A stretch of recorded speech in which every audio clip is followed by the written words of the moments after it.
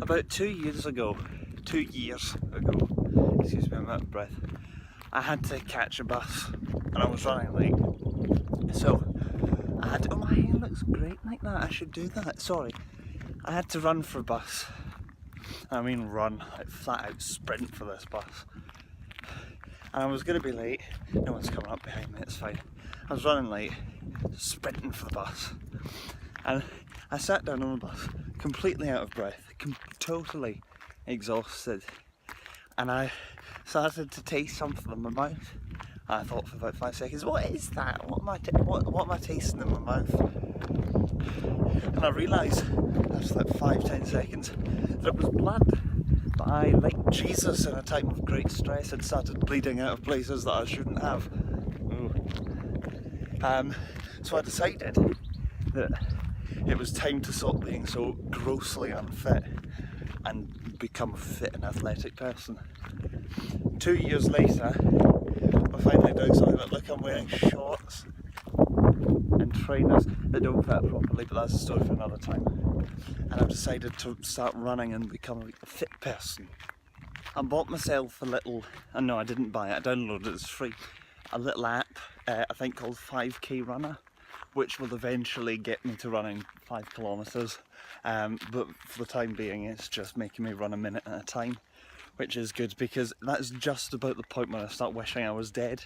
So every time we reach, oh god, a branch, I've been attacked by a branch, so every time I sort of start to wish that I had passed and sort of fallen in the canal, it lets me stop and sort of walk for a bit and take stock of everything. But it's narrated by this American woman who sort of, I started the timer for the 5 minutes warm up. Who needs to warm up for 5 minutes? But I started the timer and she went, "Hey awesome runner, have a great day." And I thought, that is the most American thing ever. I'm going to go and run until I wish that I was dead, and you're telling me that I'm awesome and that I should have a great day.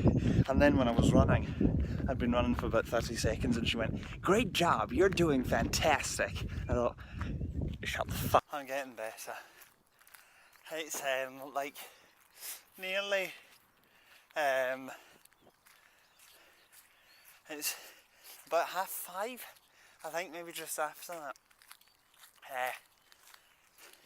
For me this represents an enormous break in tradition, because I normally try to get up early in the morning to come and do it, so that when I sort of walk along, or run, sorry, along the canal, there's no one to see me and it's less embarrassing. I'm not sure why I'm embarrassed, I just am. It's part of my Matthew condition, my human Matthew condition.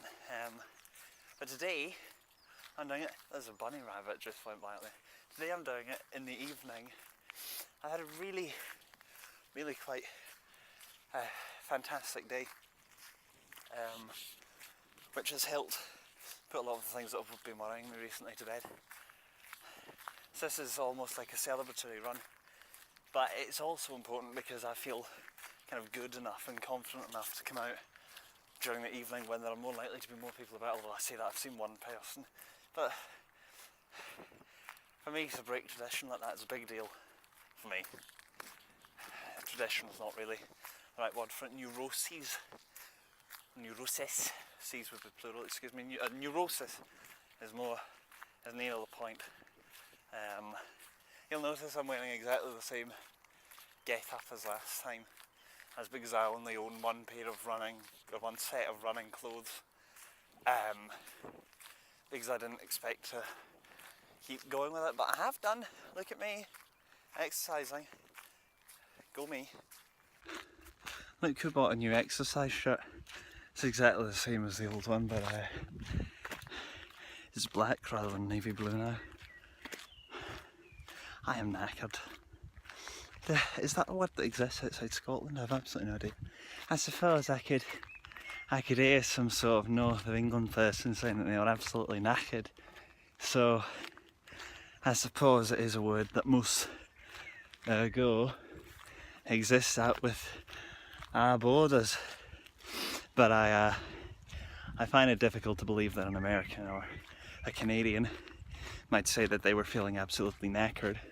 But I'm not entirely sure. What about What about if we, do you think an Australian, like, you might, so I've been out a run, and I'm absolutely naked, naked?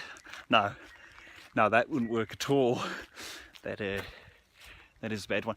Do get in touch if you're from, sorry, I'm going to take these out. Do get in touch if you're from Australia, because because I have a bit of confusion about the New Zealand and the Australian accent.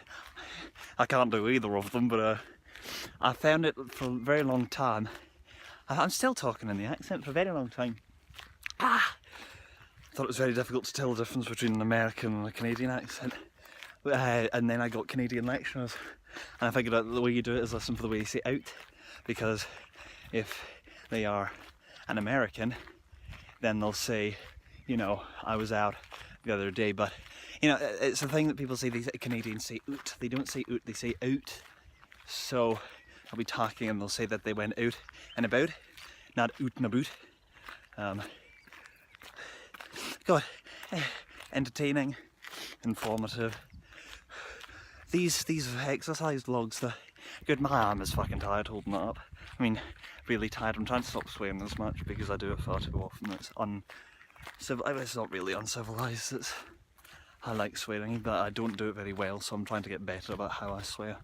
Think Julia Louis-Dreyfus in Veep, or Peter Capaldi in the thick of it. That's the ideal. That's what I want to be at. My arm is knackered. I'm naked, so if you'll excuse me, I'm about to put the camera down. Oh, it went there, didn't it?